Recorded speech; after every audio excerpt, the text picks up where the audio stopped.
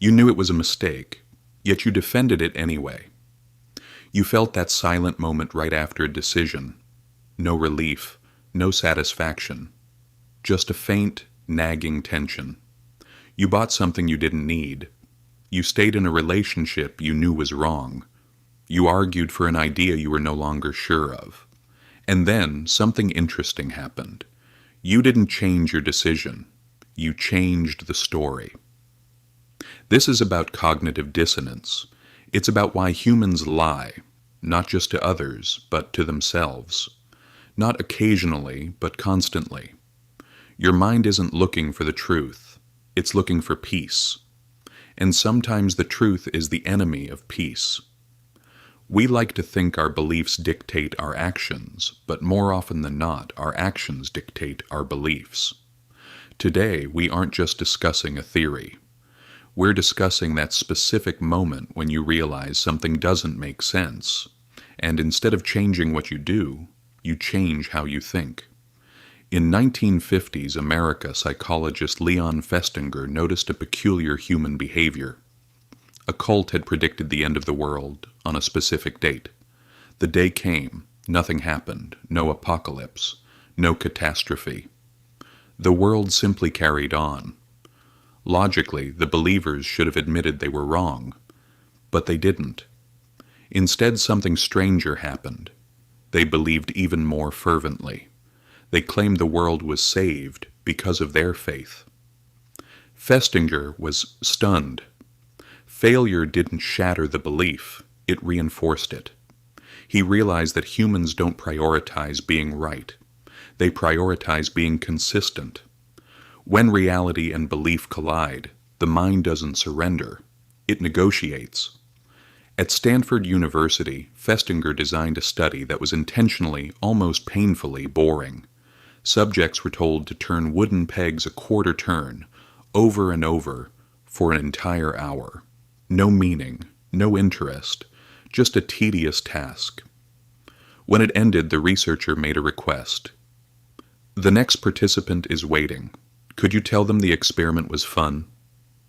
A lie. But here was the twist.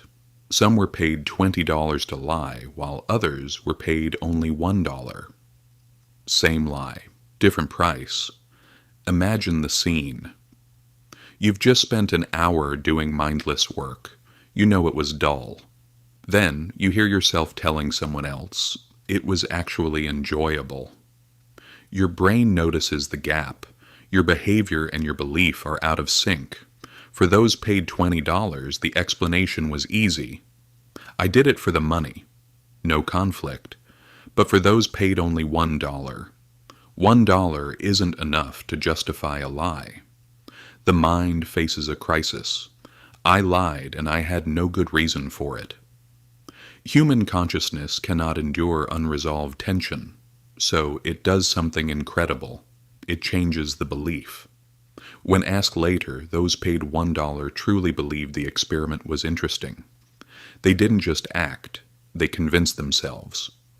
The results were clear. Those paid less believed the lie more.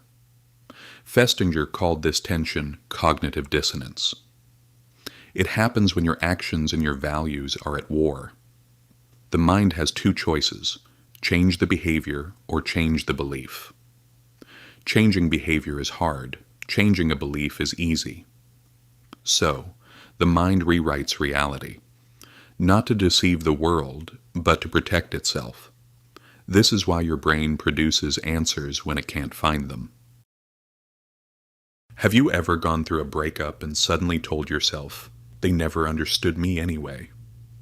That's the shield being raised. Your brain is not a judge, it's a lawyer. It doesn't ask, what is the truth? It asks, how can I make this look logical?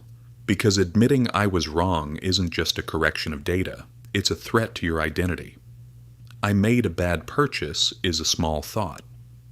I make bad decisions is a threat to who you are. Your mind protects you, not from danger, but from shame. This self-persuasion happens so often in our daily lives that we rarely even notice the mask. Digital life has only magnified this. When you share an opinion online, you're no longer defending an idea, you're defending an identity. Deleting a post feels like losing a war. Admitting a mistake feels like public humiliation. So, people don't update their views, they double down. Algorithms reward certainty and punish doubt. It's no longer about reaching the truth. It's about how to keep the reality you've built alive. Online arguments are impossible because you aren't debating facts. You're debating identities. Facts rarely change minds. Threats do. But the threat leads to dissonance. Dissonance leads to defense, and the person believes even harder. We use rationalization, justification, and selective memory like tools to maintain the balance. We give ourselves moral licenses to do wrong after doing right. It's not conscious, it's psychological. We assume it goes, belief, then action. But most of the time, it's action, then belief, then identity. You repeat a behavior, you justify it, you internalize it, and one day that becomes who you are. Not because it's true, but because it's consistent. Identity is often built from justifications, not reality. Consider this unsettling possibility. You don't believe something because it's right. You believe it because you once acted as if it were. To change your mind is to change your past. And since you can't change the past, the mind changes the interpretation. Admitting a mistake requires maturity, not just logic.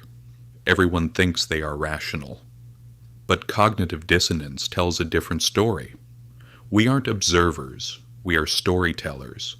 We aren't living through reality, we are editing it. Constantly, silently, convincing even ourselves, if a belief inside you exists only to protect you, would you really want to know the truth?